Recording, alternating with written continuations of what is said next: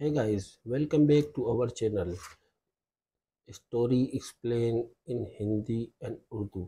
चलते हैं अपनी बकिया स्टोरी की तरफ।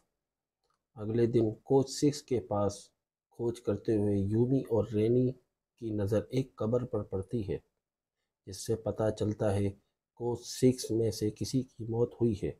लेकिन वो जैसे ही कोच 6 में पता करना जाती हैं, वहाँ कुछ लोग इन्हें डरा धमका कर किसी को भी ना बताने का कहते हैं। अपने आप को बचाने के चक्कर में यूमी और रेनी अलग अलग हो जाती हैं, ताकि रेनी दूसरों को इस बारे में बता सके और यूमी उनका ध्यान भटका सके।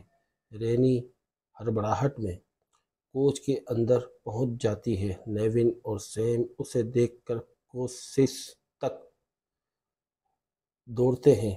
इस बीच उनकी नज़र यूमी पर पड़ती है। उसे बचाने के लिए दोनों पीछे और यूमी भागते भागते उसी जहाज़ तक पहुंच गई जिसके बारे में हेक्टर ने बताया था। नेविन और सैम गुस्से में कोच के लीडर हेक्टर से उस बॉडी के बारे में पूछताछ करते हैं, जहां हेक्टर बताता है कि उनके पीछे एक क्रिमिनल घुस गया था जिसने किसी को मारने की कोशिश की थी। वहां हेक्टर ने सेल्फ डिफेंस के चक्कर में उसे मार डाला। उसी वजह से उसे लीडर चुना गया। अब यूमी को जहाज़ में तोड़ फोड़ की दिखी, जिससे उसे लगा कि कोच 6 वाले कुछ न कुछ छुपा रहे हैं। थोड़ी देर बाद हेक्टर ने यूमी को ढूंढ लिया।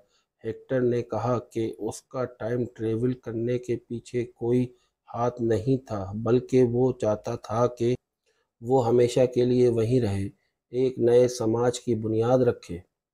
और वो चाहता है कि उनमें से कोई भी 2023 में वापस ना जाए, ताकि वो उनके बीच राज कर सके। यूमी को हेक्टर के इरादों के बारे में पता चल गया और उसके लिए वो सीधा खतरा बन गई, तो हेक्टर ने उसे जहाज़ में ही बंद कर दिया।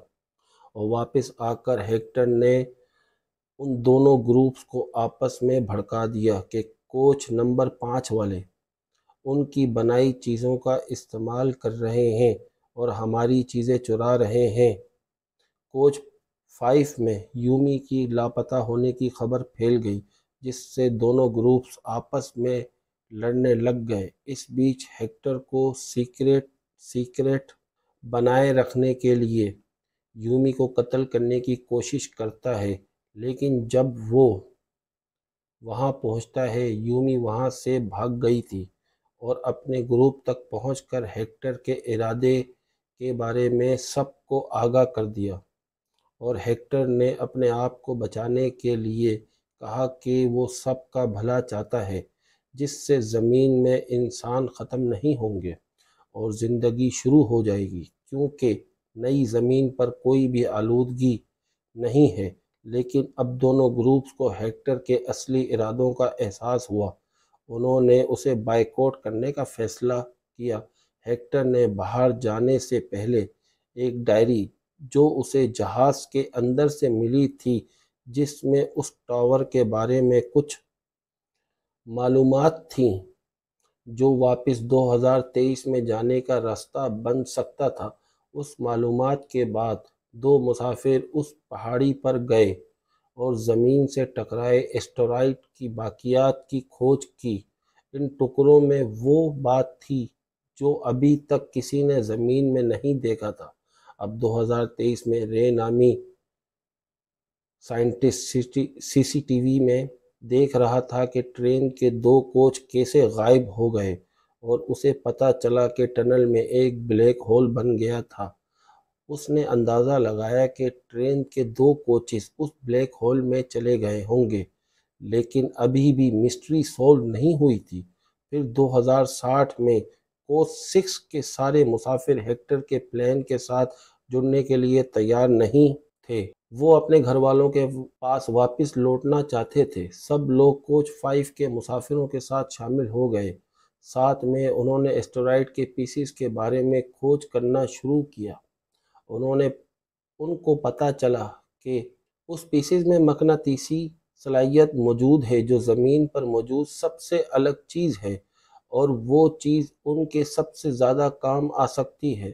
ان میں سے ایک پیسنجر نے بتایا کہ جب ایکچوئل ٹائم میں تھے تو اس نے ایک ٹوٹتے ہوئے تارے جیسی چیز دیکھی تھی۔ اب 2023 میں رے نے جب سی سی ٹی وی فوٹیجز کا انیلائسس کیا تو پتہ چلا کہ وہ شوٹنگ سٹار نہیں تھا بلکہ گلیکسی میں بلاسٹ ہوا ایک سپر نووا ہے۔ سپر نووا تب پھٹتا ہے جب آسمان میں کسی بڑے تارے کی زندگی اینڈ تک پہنچ گئی ہو اور بعد میں وہ بلاسٹ ہو جاتا ہے، جس سے بڑی تعداد میں توانائی نکلتی ہے اور ایسے حادثے کا سبب بنتی ہے، اور جس کے آس پاس کے پلینٹس میں زلزلوں کا آنا اور بلیک ہولز کا بن جانا، اور ہو سکتا ہے کہ اسپیس ٹائم میں عدل بدل ہو جائے۔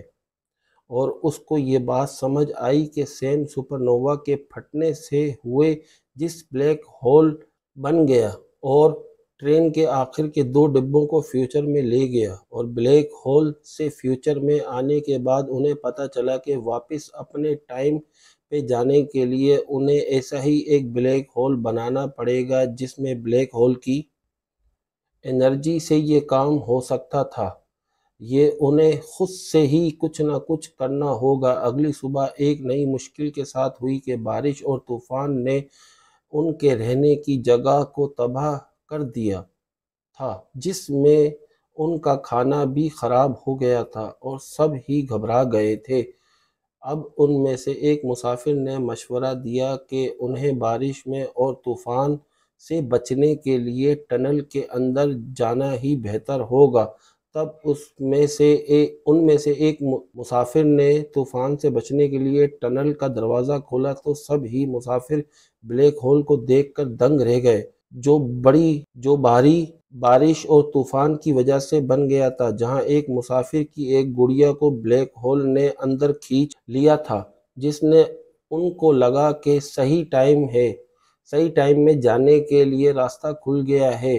جب یچی نے بلیک ہول میں جانے کی کوشش کی تو سیم نے منع کر دیا، کیونکہ بلیک ہول کی انرجی بہت زیادہ تھی جو کہ کسی بھی انسان کو مار سکتا تھا، اور طوفان کے رکتے ہی بلیک ہول غائب ہو گیا۔ اب 2023 میں ٹرین کے کوچز کی جانچ پڑتال کرنے والے لوگوں کو وہ گڑیا ملی جو 2060 سے آئی تھی، جو انہیں بتاتی ہے کہ 2023 سے 2060 کا راستہ ابھی بھی موجود ہے، جس سے حکومت کو یہ بات پتہ چلی کہ ابھی بھی وہ فیوچر میں زندہ رہ رہے ہیں۔ 2060 میں پیسنجر کو پتہ چلا کہ بلیک ہولز کے کھلنے کے لیے انہیں بجلی کی ضرورت ہوگی، تو وہ سبھی بجلی کے سورس ڈھونڈنے میں لگ گئے، جس میں انہیں ایک بجلی کا ٹوٹا ہوا کھمبا ملا جس پر تار لگا ہوا تھا۔ اس تار کے ذریعے انہیں بجلی کا اسٹیشن مل گیا جو کافی سالوں پہلے مٹی کے نیچے دب گیا تھا۔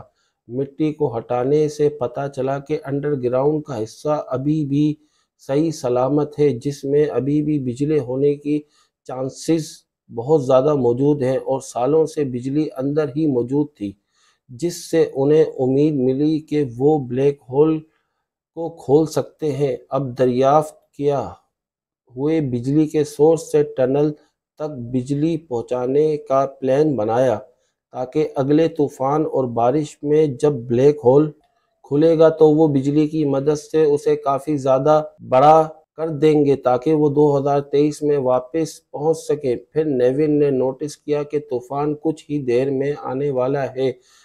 جیسے ہی طوفان آیا، فٹافٹ سارے ہی کام میں لگ گئے اور ہر کوئی ٹرین کے اندر چڑھنے کے لیے دوڑ پڑا۔ اب فٹافٹ جنریٹر اسٹارٹ کیے اور اپنی کوششوں میں کامیاب ہونے کے بعد بلیک ہول بڑا ہو گیا اور انرجی اتنی بڑی ہو گئی کہ بلیک ہول نے ٹرین کا ڈبہ اندر کھینچ لیا، جس سے انہیں لگ رہا تھا کہ وہ واپس 2023 میں پہنچ جائیں گے۔ جیسے ہی وہ وہاں پہنچے تو سیکیورٹی گارڈ نے گیٹ کھولا تو سبھی پیسنجرز نے ڈیٹ پوچھی تو انہیں پتہ چلا کہ وہ 2023 کے بدلے 2026 میں پہنچ گئے ہیں۔ اس کے 1 سال بعد ہی اسٹیرائڈ زمین سے ٹکرانے والا ہے، जिससे उन्हें लगा कि वो सही टाइम में आ गए हैं, लेकिन अब उन्हें किसी भी तरह से उस एस्टेरॉयड को ज़मीन से टकराने से रोकना था, क्योंकि 1 साल बाद ही एस्टेरॉयड ज़मीन से टकराने वाला था। उनके आने के बाद फ़ौरन उन्हें हॉस्पिटल ले जाया गया ताकि ये पता चल सके कि वो किसी तरह ख़तरनाक रेडिएशन में ना आ गए हों।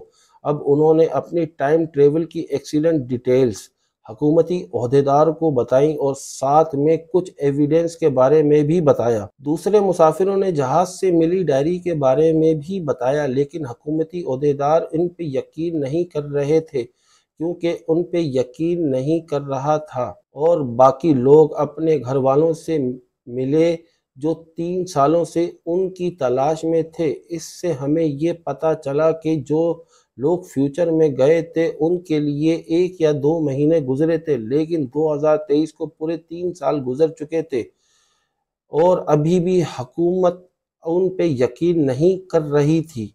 तो उन्होंने सोशल मीडिया का सहारा लिया, जिससे फ्यूचर में होने वाली तबाही के बारे में सबको बताया जाए। उनके साथ देने वाले लोगों की तादाद बढ़ गई और हुकूमत ने फिर एक प्रोजेक्ट शुरू किया, जिससे वो स्पेस में एस्टेरॉयड के ज़मीन पर पहुंचने से पहले ही तोड़ सकें। वीडियो देखने का बहुत बहुत शुक्रिया। जाते जाते चैनल को सब्सक्राइब, वीडियो को लाइक और बेल आइकन को ऑन करते जाइए।